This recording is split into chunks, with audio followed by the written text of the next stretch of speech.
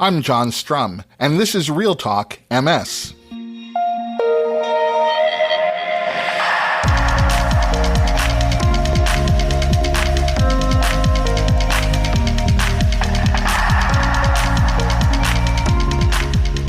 It's August 5th, and we have a lot to talk about. If you're living in the United States or almost anywhere else in the world, there's been no shortage of uncertainty over the past several months. That uncertainty often leads to anxiety, and anxiety can make your MS symptoms worse.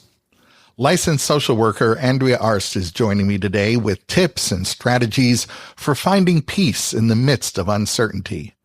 But before we get to my conversation with Andrea, there are a couple of other difference makers in the MS community who I'd like to introduce you to.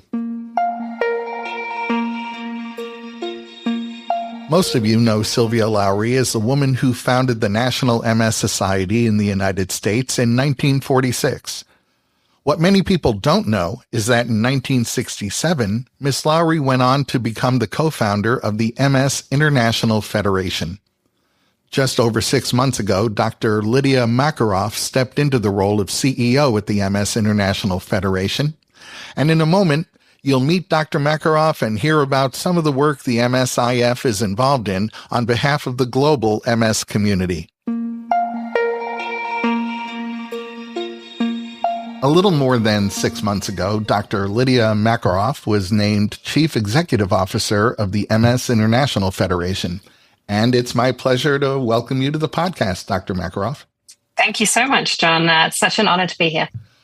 Although the MS International Federation was co-founded in 1967 by Sylvia Lowry, the same woman who in 1946 founded the National MS Society in the United States, we may have some listeners who aren't familiar with the MS International Federation.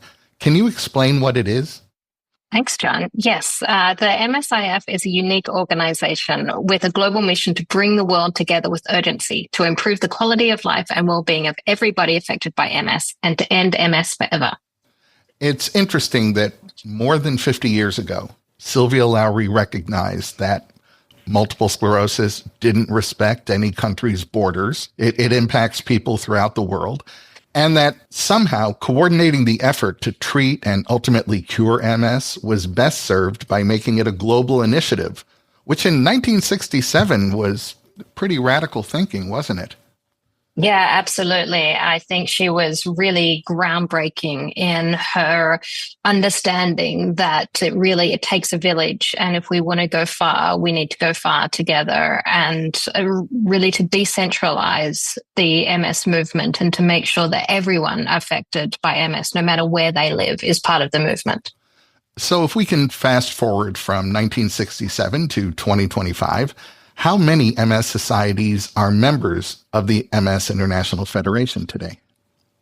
We have 47 members in 45 countries, and we also have a non-member network as well, reaching around the globe. You know, so much of the news about MS research and treatment often comes out of more industrialized Western countries. And I think as a result, many people tend to think of things like MS patient care as being fairly consistent everywhere in the world. But that's not really an accurate assessment. When it comes to MS care, what kinds of disparities exist in other parts of the world? So through the Atlas of MS, we know, for example, that 2/3 of people living with MS are living in a country that don't even have guidelines for MS. So that is one disparity that we see around the world when we're talking about MS treatment and care. You have a somewhat unique opportunity to interact with the global MS community. What do you see as the biggest or perhaps most widely held misconception about multiple sclerosis? Yes, it's been such an honor to meet so many people affected by MS around the world. And one thing I really appreciate is the global networking meeting that's held for MS members in October every year, where I get to meet MS organizations and people working for MS organizations and people affected by MS. I think one of the misconceptions is that everyone just immediately ends up in a wheelchair and that there's no hope And what I've learned over the past 6 months is that MS affects everyone uniquely. And we are lucky to be able to see the beginnings of new treatments, as well as an emphasis on rehabilitation and diet and wellness. That means that there is a lot more hope for people affected by MS than ever before. Well, a moment ago, I heard you mention the Atlas, and I'm hoping you can tell us about some of the work that the MSIF is involved in. Yes. So the Atlas is run by two of my amazing colleagues, Rachel and Anne, and they put a lot of work into putting the numbers behind some of the statistics that we see. So in 2022, we released an estimate that there are 2.9 million people around the world living with MS. And this year, we're also taking a close look at diagnostics as well to find out what sort of diagnostic tests people around the world have access to as well. And we also see disparities there, where there are very few countries where everyone has access to the right sort of diagnostic tests. Can you tell us about other projects MSIF is involved in? Yes, we're involved in so many projects, and it's just really inspirational to hear from my colleagues who are working on so many of these. So, for example, there is the Wellness Practices and Complementary Therapies Guide, which has just been released, which looks at three main categories of these practices: evidence-based practices that work, practices that we're not sure about, and practices that are potentially harmful as well, and with useful checklists as well. So this is one way that we can encourage more self-management and self-care directly for people affected by MS. Another one of my favorite projects is the World MS Day that happens on the 30th of May each year, where we really galvanize the entire global community to raise awareness and campaign for better access to diagnosis and care. Well, I'm happy to say, if you're a regular listener to this podcast, you know all about all of those projects. As a matter of fact, it's something we talk about as soon as new information gets released. I'm curious, how does the MS International Federation integrate the voices of people affected by MS into its work? Yes, absolutely. And so this is a passion of mine, because the MSIF cannot be the global voice of people affected by MS if we're not integrating the voice of people with MS and making sure they have a seat at the table. So we encourage, and we have many people affected by and living with MS on our board. We also have our people affected by MS expert group, and we also make sure to integrate people with MS into as many of our expert groups, our working groups, and advisory boards as possible. So I have to ask, after a little more than 6 months on the job now, what has surprised you the most? Well, I think the warmth and the dedication of all of the volunteers around the world has really surprised me. So many of the MS organizations could not survive. I would say none of the organizations, the MS organizations, could survive without volunteers, from volunteer board members to volunteer fundraisers, volunteer people who are just willing to share their story and share their journey. We couldn't do what we do without so many people donating their time and expertise, and that's been a wonderful surprise. So what possible new initiatives or updates on existing initiatives might we be hearing about from the MSIF in the coming months? So it's July as we speak. So in the Northern Hemisphere, we're going into summer, and in the Southern Hemisphere, we're going into winter. We've got ECTRIMS coming up in the coming months. And so we should hear a lot of new announcements there. And we hope to work with our member organizations as well to translate what those mean as well, to translate what those new scientific announcements mean for people living with MS and MS organizations.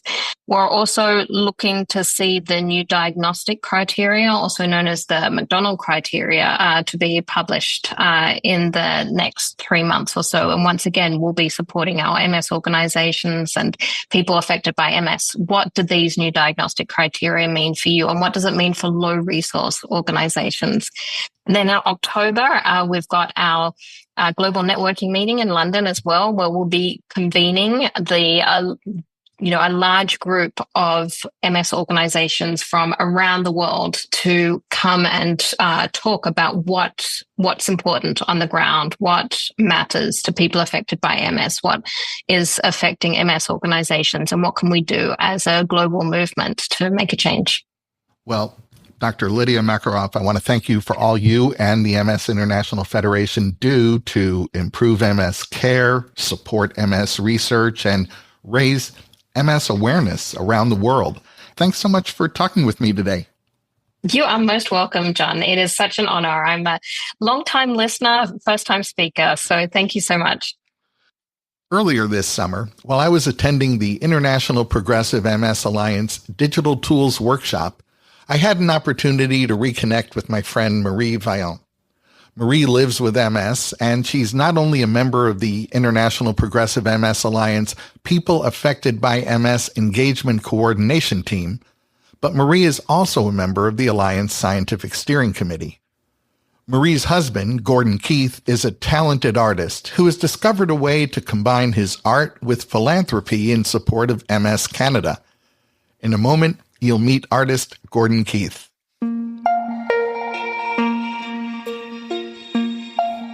Gordon Keith is an artist, a graphic designer, and philanthropist. And as we're talking today, I'm paging through a truly beautiful book entitled A Life in Paint, The Paintings of Gordon J. Keith. Welcome to the podcast, Gordon. Thank you, John. So glad to be here.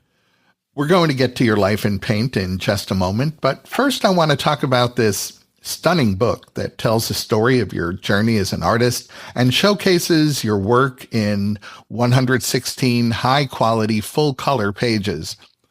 I often remind my listeners that when I'm thinking about people to invite onto the podcast, I look for people who I call difference makers. Sometimes it's a world-class researcher, sometimes it's an MS specialist, and today it's you, because the proceeds from the sale of this book are going to support MS research. So thank you for choosing to use your art as a fundraising vehicle for MS research. In the spirit of full disclosure, I'll mention that your wife, Marie Vaillant, lives with MS, and she's not only a member of the International Progressive MS Alliance People Affected by MS Engagement Coordination Team, but Marie is also a member of the Alliance Scientific Steering Committee. Reading about you in this book, I discovered that you were first drawn to art at the age of 5, at the hands of a woman described as, and I'm quoting now, an elegant, Hungarian, bracelet-wearing, cigarette-smoking, long-skirted, aristocratic bohemian artist, which I have to say is quite a beginning. Can you tell tell me about that? She really was that, John. She really was. And what was that experience at 5? Well, it was quite vivid for me, actually. And I remember just being intrigued by the smell of the oil paint and probably the fact that she was chain smoking, which, was sort of unusual for me to see at the age of 5. But, and then of course she did a portrait of myself. She did one of my brother, Brian, and she did one of my mother, which my mother hated the portrait. And I think she threw it out eventually somewhere along the line. And then she also did a ceramic bust of my older brother, Ronald. And, so it was quite an introduction. I still have the painting she did of me, and it is actually in the book. How long have you been painting now? I'd say I probably got into it at about the age of 14. Where I went to high school, there was a commercial art program, and I think I took art as an option. And then in Canada, we had a grade 13 for many years. And so I took. Instead of taking the normal arts and science program for grade 13, I took a special commercial art program, which was only offered in one school in the city at the time. That's the city of Ottawa, Canada, by the way. What makes you get up in the morning still wanting to paint? Well, it's just something that's always intrigued me all my life. I've been involved in not only painting, but graphic design and advertising, and there's always been a creative bent, and painting just fascinates me. Not only painting myself, but also studying some of the great masters of Impressionism and the Renaissance, and of course Rembrandt, who I think was just an amazing painter. But all of those things really intrigue me. Well, I'm glad you brought up your study of some of the masters. Getting back to the book for a moment, it chronicles your travels and many of the key moments in your life by featuring your paintings reflecting various travel destinations and those important moments. And one of the things that I was taken by is the variety of styles you're able to employ so successfully. When I typically look at an artist's portfolio, I rarely see such a wide variety of diverse styles. So how did that happen? I never really developed a style per se. I always found I was experimenting with different ideas and different styles, but then when I look back on all the paintings that I've done in my life, I do see a cohesion and an actual kind of a flow to what I've been doing. And of course, there's always another painting to be done tomorrow. So, you know. I see that same flow as well. As someone whose spouse lived with progressive MS, I don't want to miss the opportunity to ask you about Marie. Were you two already together when she was diagnosed with MS? We were. We met, excuse me, in 1994, and Marie was diagnosed, I think, 2 years later in 1996. And, you know, we've had our challenges over the years, but Marie has learned to live with it quite well. So if I can take you back to 1996 for a moment, what were your initial thoughts when Marie was diagnosed? I think we were both in shock. And of course, the internet wasn't at the level that it's at now. So we didn't really know where to get more information. And someone pointed us to the local MS Society, and they had information nights. I think it was 2 nights a month or something like that. And we went, and that was very helpful because it took some of the questions away and some of the mystery away that we were concerned about. And of course, that was Marie's first involvement with the MS Society, and she went on to volunteer for the local chapter for many years. Do you consider yourself Marie's care partner? We usually use the words personal assistant as in a joking way, but Marie is still very independent and still gets around. She still drives and goes to her club 5 days a week and works out to keep her core strong. And I don't think we use the word caregiver yet. Let's put it that way. But go ahead and assume for a moment that someone, maybe someone who's listening to this conversation, has recently been diagnosed with MS. And one of the things they're wondering about is how that MS diagnosis may affect their relationship with their significant other. What advice would you share with them and their partner? I think I would get as much information as you can about MS from credible sources. There's so much stuff on the internet now, and there's certainly some theories and treatments that can be debunked. But I would definitely go to sources like the MS Society of Canada or the MS Society in the United States that are credible sources of information. Well, getting back to this incredible book, I've mentioned that proceeds are going to support MS research and MS Canada, which is the name of the MS Society in Canada. Right. How can people find out more about the book and order a copy? Okay. Well, the website to go to is 24212.com.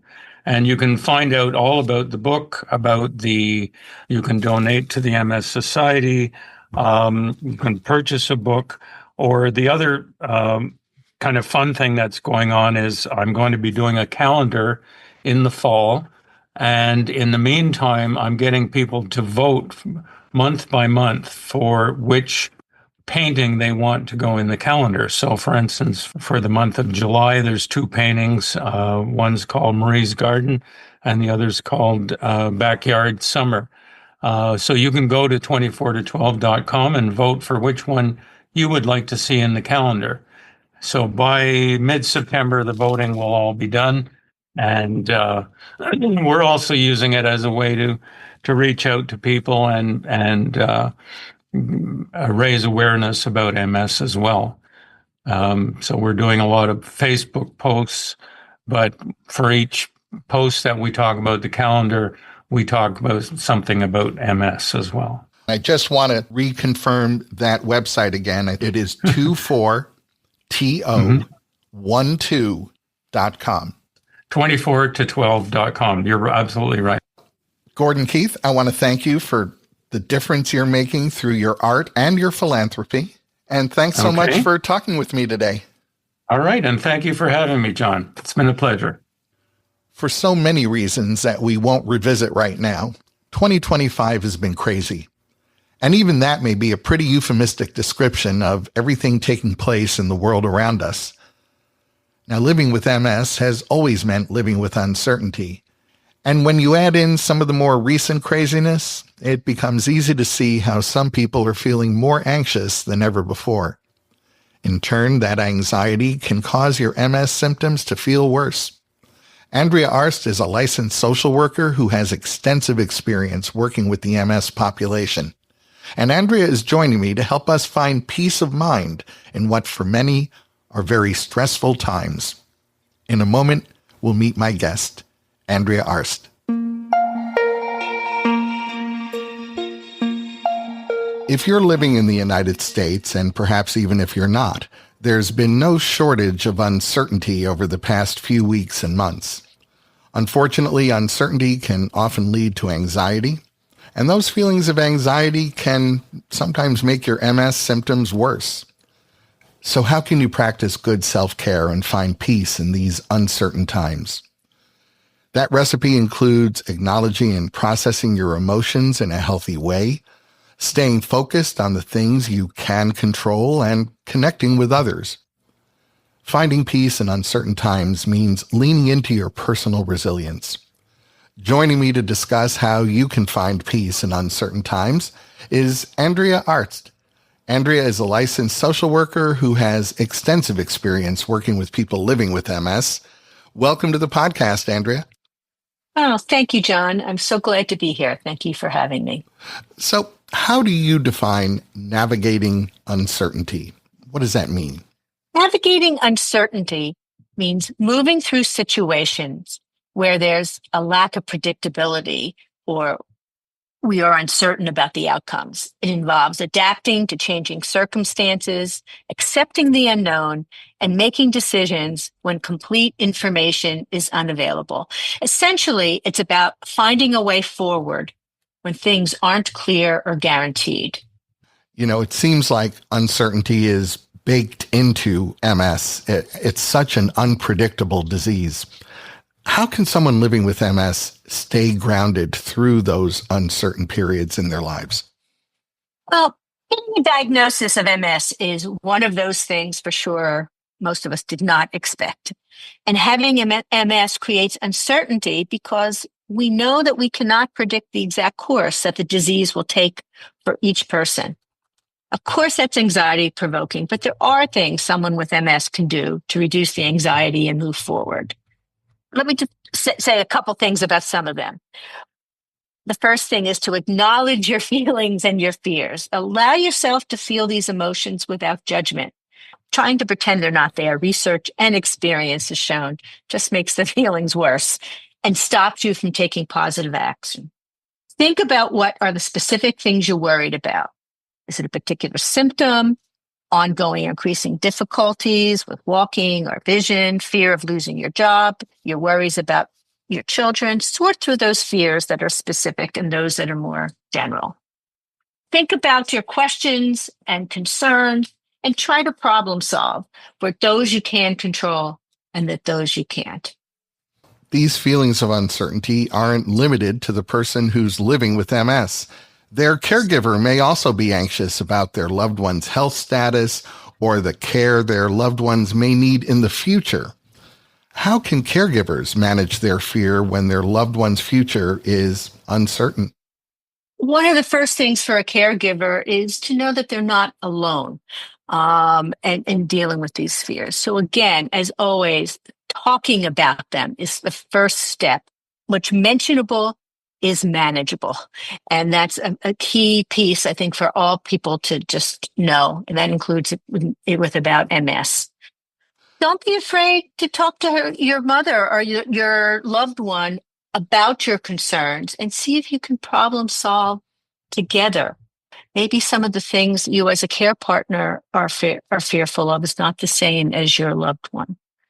And get resources and supports about you and around you to help problem solve together and figure out what you can control and what you can plan for the future. Sometimes uncertainty can create opportunities for personal growth or creativity. How does that work? I think when we're thinking about uncertainty, most of us tend to think about the things we fear most and what we will lose. But sometimes we forget that that gives us an opportunity to look at things in life in a new way. It may make us think about our priorities differently. It may help us think about what our values are and what truly is important to us. And it may make us rethink some of the activities that we've been involved in, and it may make us think about new ones that we hadn't really thought of before.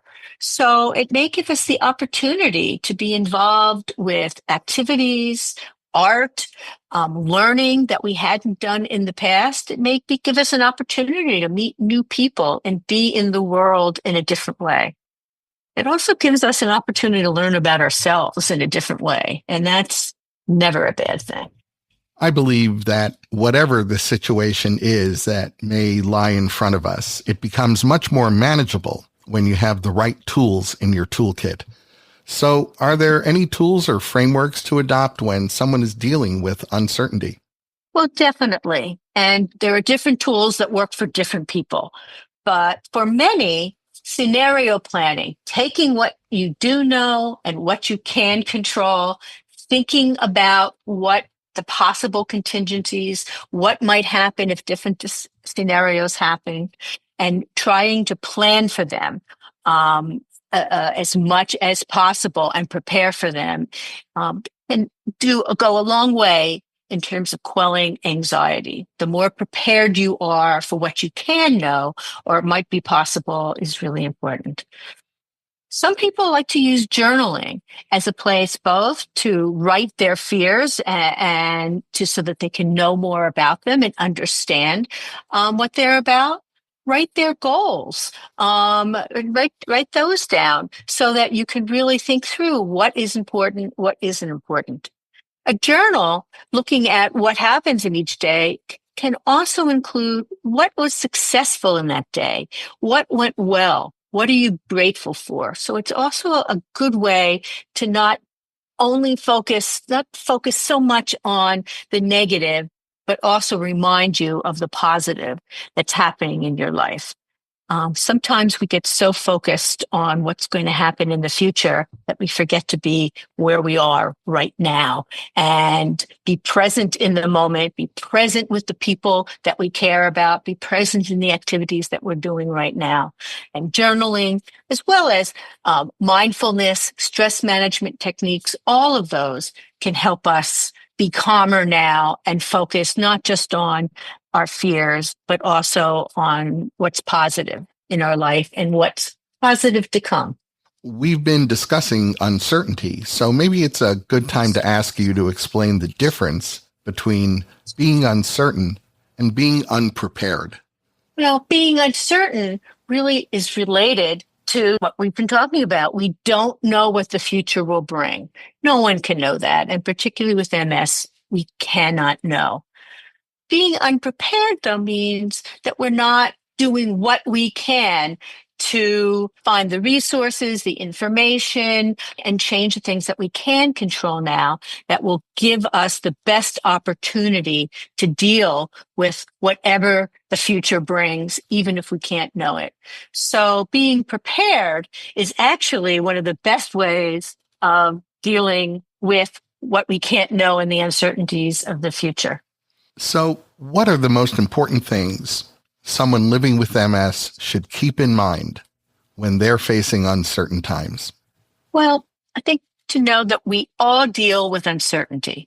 We're all learning, and we can learn to build skills and resilience to deal with changes that come with MS and with life, and that's important.